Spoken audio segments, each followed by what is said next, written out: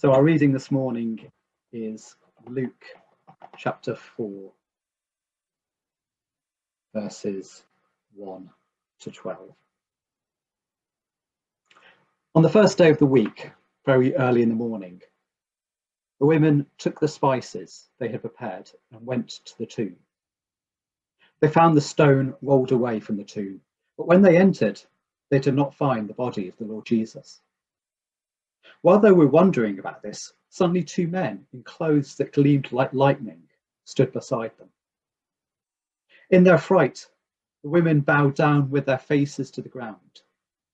But the men said to them, "Why do you look for the living among the dead? He is not here, he is risen. Remember how he told you while he was still with you in Galilee? The Son of Man must be delivered over to the hands of sinners, be crucified, and on the third day be raised again." Then they remembered his words. When they came back from the tomb, they told all these things to the 11 and to all the others. It was Mary Magdalene, Joanna, Mary the mother of James, and others with them, who told this to the apostles. But they did not believe the women, because their words seemed to them like nonsense. Peter, however, got up and ran to the tomb. Bending over, he saw the strips of linen lying by themselves, and he went away, wondering to himself what had happened.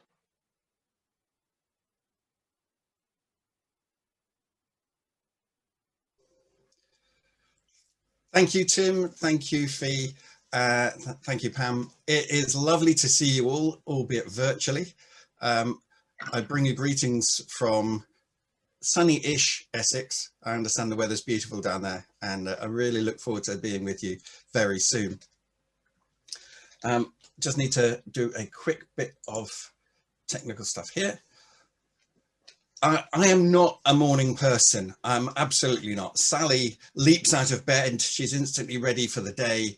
I take my time coming to, and I struggle to be coherent. In my first church, we used to have a sunrise service Easter Sunday morning when in the dark, we'd slip and slide our way up the muddiest hill that overlooked our town, ready to celebrate Easter as the sun came up over the horizon. And I used to struggle out of bed to get up. But I was always so glad I did, because it was a wonderful way to begin that Easter day, just like the first Easter morning, very early in the morning, while it was still dark. So I really admire those women who went to the tomb, getting up really early, stumbling their way through to the tomb. Mark tells us they hadn't even thought about how they were going to roll away the stone to gain entrance to the tomb. Because we know what happened, it's easy for us to imagine that the women were half expecting to find that the tomb was empty, that Jesus had been raised from the dead, but that thought had never crossed their minds. They were still living in the devastating trauma of Good Friday and the desolation of Easter Saturday as they approached the tomb. So it's no wonder then, after the shock of seeing that the stone had been rolled away, the horror of finding that Jesus's body was not where it had been, they were terrified by the sudden appearance of these two luminous men. This morning, I'd like us to unpack a couple of the things that the men said to these traumatized women. And the first is this: why do you look for the living among the dead? It's an amazing question. It has significant implications for all of humanity, because dead people usually stay dead. These poor women were still getting over the shock of their lives when they're confronted by this astonishing question: why do you look for the living among the dead? Well, they were looking for Jesus among the dead because the last time they saw him, he was dead. And dead people usually stay dead. It was very fair for them to do that.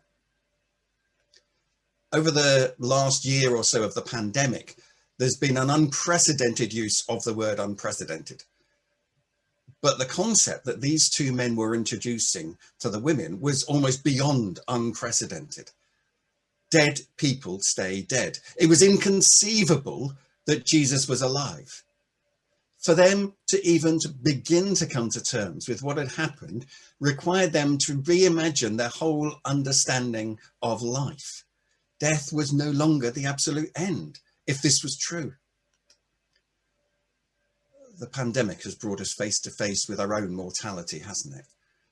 Most of us go through life without really considering our death, unless we're faced by a serious illness or the death of someone close to us.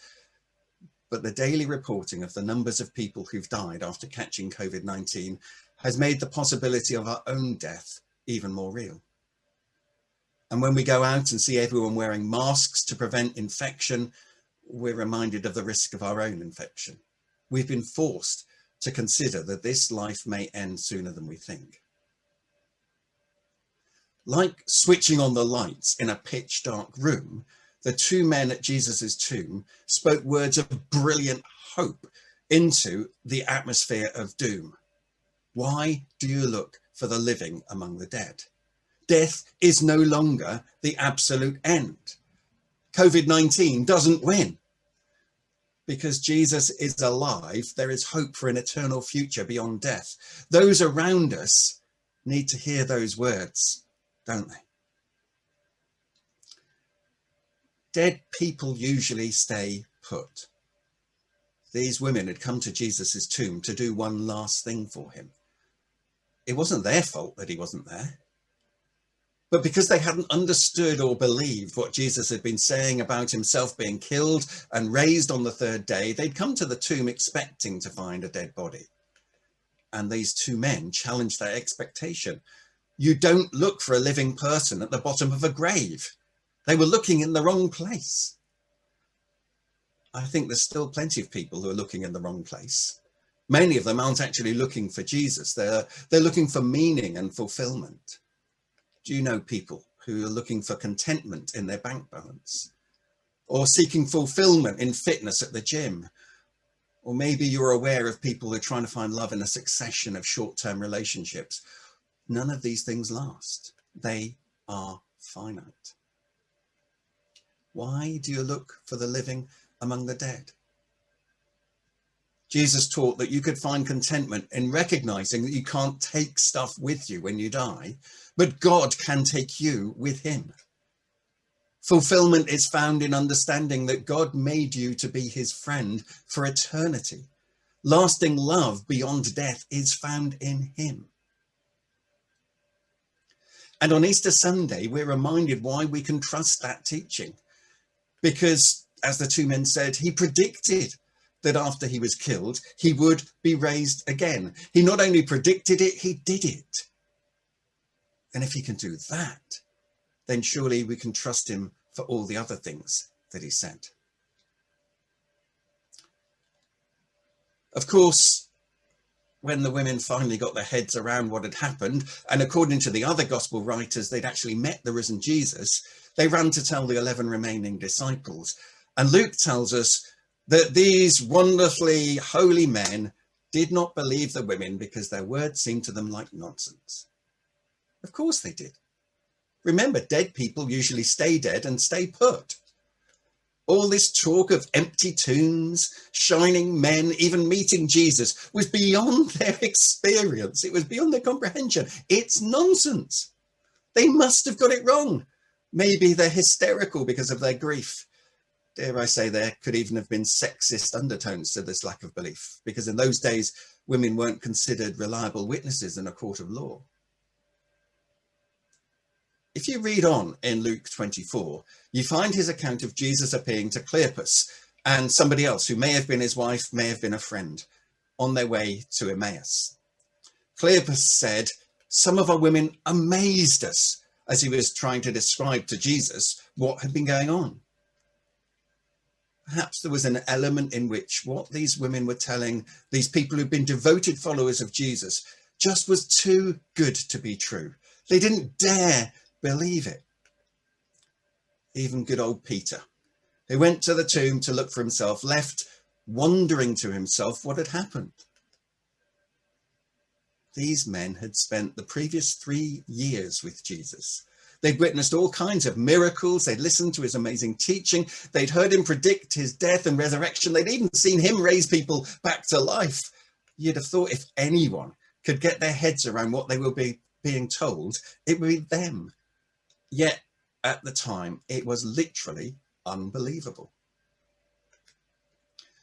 So how about the people of Plymouth in 2021? They haven't spent 3 years following Jesus around. Many of them probably haven't got much understanding of who Jesus is, what he said, what he did. How will they take it when we tell them that Jesus is alive? Will they believe us? Will they think we are talking nonsense? For the women and the disciples, the unbelievable became believable when they met Jesus for themselves. And that's still true today. People just have to meet Jesus, and they can, because we, the church, are the body of Jesus. People are supposed to be able to look at us and see Jesus, listen to us and hear the sorts of things he would say, be blessed by us and know that they are being blessed by him. The Spirit of Jesus in us resonates with them and draws faith out of them. But that means we need God's Spirit to help us to be like Jesus for those around us. It's in encounters with the Spirit of the risen Jesus in us that words about him, which seem to be nonsense, actually make sense. It's in encounters with the Spirit of the risen Jesus in us that people realize they can look to him for answers. It's in encounters with the Spirit of the risen Jesus in us that people's preconceptions are changed about God. They discover that life goes on beyond death in him.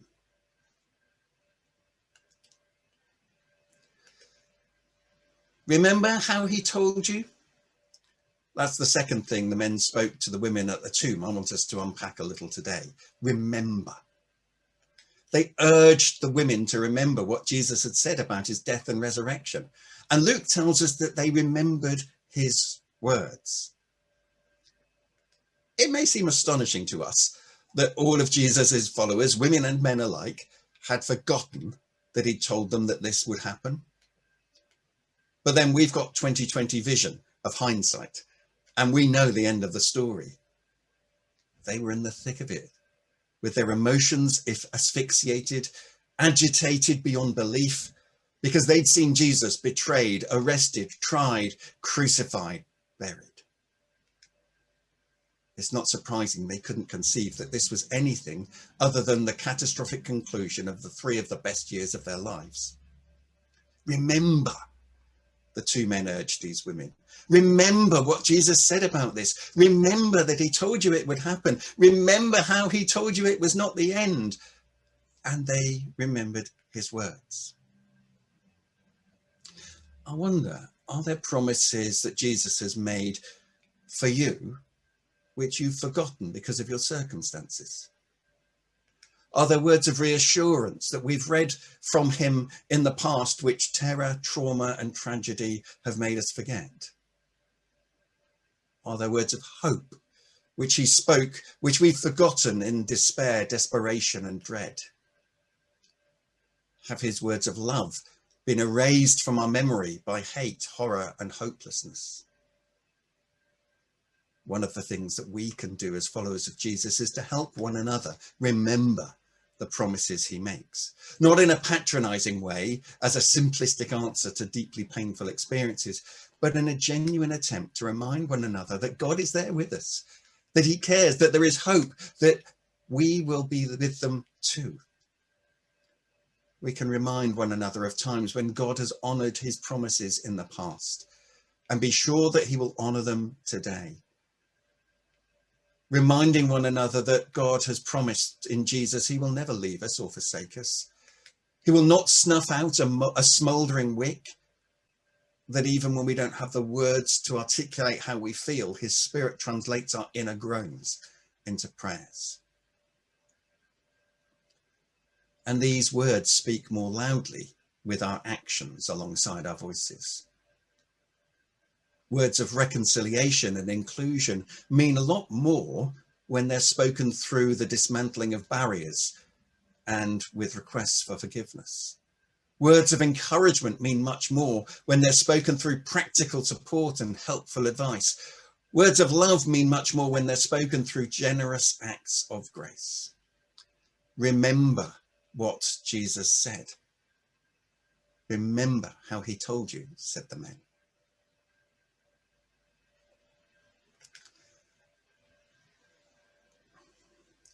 The last thing I want us to explore quickly is the first thing that Luke writes about the Easter Sunday account. He tells us on the first day of the week, very early in the morning, the women took the spices they had prepared. This is the dawning of a new era. This is a fresh start. Life will never be the same. If in the beginning marks the start of time in the Bible, on the first day of the week marks the start of eternity. Now, technically, I know that eternity can't have a start, but it was such a good line, I couldn't resist it. And I hope you know what I mean. On the first day of the week means that there is an eternal future available for all. Because Jesus was raised from the dead, nothing is the same. Terrified, disbelieving, perplexed and confused people were transformed into courageous, believing, decisive and dynamic people who would tell the world about the risen Jesus. And it all began when the women went to the tomb. It's continuing through the centuries to us today. Death has lost its sting. We have good news to tell, which begins with on the first day of the week. We can follow Jesus today because he rose on the first day of the week. Our relationship with him is possible because he is alive. You get the feeling I love Easter Sunday? I even used to love those sunrise services when very early in the morning on the first day of the week, we would get up and celebrate that Jesus is alive. And I dearly would love to be with you in person today, singing, celebrating that Jesus is living, that we don't and can't find him among the dead. I'd love to be remembering what he said with you. But we aren't limited to these celebrations taking place in a church building once a year, because on the first day of the week happens every day. We are always Easter Sunday people, even if we live in a Good Friday world. We are people who have hope in a world that can be in despair. We are a people who know unconditional love in a world of resentment and animosity.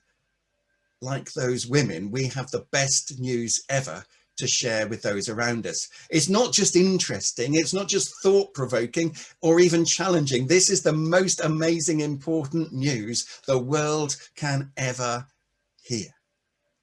He is not here. He has risen.